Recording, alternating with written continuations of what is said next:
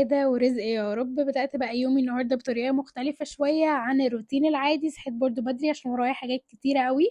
نزلت جبت فطار بقى وفطرت برّه كده كنوع من أنواع التغيير شوية. أول مرّة أجرّب الصراحة المطعم ده، هو اسمه الوادي وبجد خطير، طعم الحاجة كلّها كان حلوة جدًا. طبعًا أنا باجيب الحاجة على طول بتبقى في عيش بلدي. روّحت البيت وكنت متحمسة جدًا أركّب الorganizer اللي جبتها معاكم دي. تعالوا بقى أفكّركم بيها وبعدين بقى نكمّل بقية وكنت الفيديو. متحمسه برضو ان انا اجيبها، وهي اللي هي بنحط فيها الشرابات او بنحط فيها الحاجات اللي هي بتكون آه يعني ترتب لي الحاجه كده. انا جايباها اكتر للطرح عشان انا الطرح حطاها كلها في درج في التسريحه. انا ببقى منظماهم يعني رصاهم كده ورا بعض، بس اكيد يعني غصب عني ساعات برضو بيتنعكشوا او يتعملوا على بعض. فكانت فكره حلوه قوي لما لقيتها جبتها برضو علشان استخدمها لكده. عامه بقى اللي عجبني فيها اكتر، انا كنت على طول فاكراها ان هي حاجه بلاستيك مثلا بتتفتح كده على بعض فلازم المساحه تكون كلها كامله. لا، هو قال لي ان هي بتيجي واحده بواحده واحنا اللي بنركبها.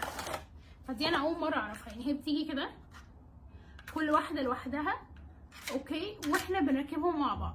فبتركبيها حسب عدد او سوري حسب المساحه اللي عندك. فاصلا ممكن يعني ممكن الباكت الواحد نحطه في كذا حته. يعني ممكن الباكت الواحد يعمل لنا مثلا درجين، يعمل لنا تسريحه ودرج تاني. فانا بقى هشوف حسب الكميه اللي انا هحتاجها. بيتركبوا كده، احنا بنجيب هنا دي وبيتركبوا كده عكس بعض اهو، بحيث ان احنا بنركبهم هنا كده، اوكي.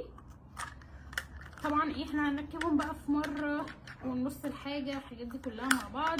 بس انا كنت عايزه اوريكم الشكل بتاعها بيكون عامل ازاي. بس هي يعني تركيبها هيبقى سخيف شويه عشان عايز يتداس عليه كويس.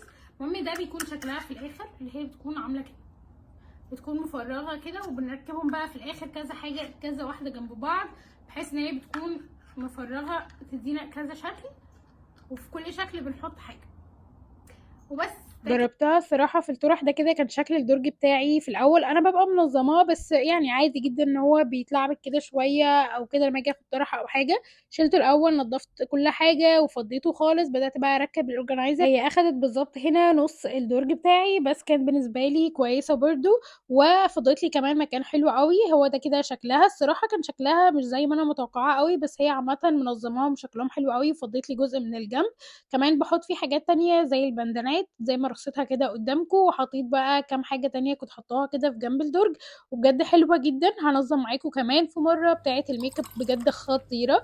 عملت بقى القهوة بتاعتي علشان اروح الجيم النهارده، يومي طويل شوية. عكست شوية الروتين علشان حسب طبعا مواعيدي وحسب وقتي. عملت القهوة عشان اجهزها عشان اروح الجيم على طول. وبدأت بقى ان انا اخد معاها التمراية عشان بس هي سادة مش اكتر. جهزت بقى ورحت على الجيم على طول. وده كده طبعا الاوتفيت اللي انا بلبسه دلوقتي، وهو مناسب قوي بالنسبه لي عشان هو شتوي. فدي الحاجه اللي انا عايزه اجيب زيها في الصيف. عملت النهارده تمارين رجل طبعا زي ما انتم شايفين. صورت لكم كام حاجه كده. وبعدين كان في كلاس كان لذيذ قوي كمان حضرته، وعملنا هنا بقى الاسترتشات.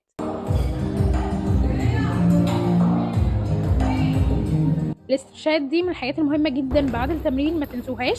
كنت متحمسة جدا عشان بابايا كان راجع من السفر، كان بقاله كتير كمان مش موجود. فنزلنا بقى علشان نجيبه من المطار، وهنا بقى لبست ونزلت على طول.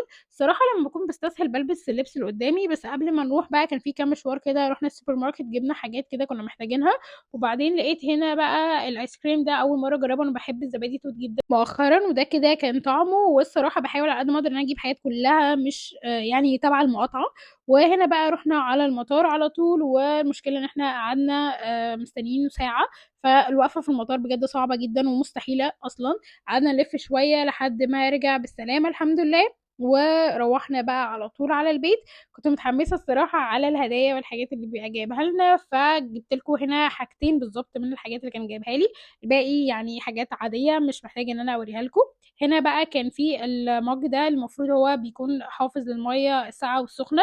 واحلى حاجه بقى مج ديزني ده بجد خطير حلو قوي. وده كده شكله معرفش الصراحه اشمعنى ده بالذات، بس انا كان عاجبني وعاجبني لونه.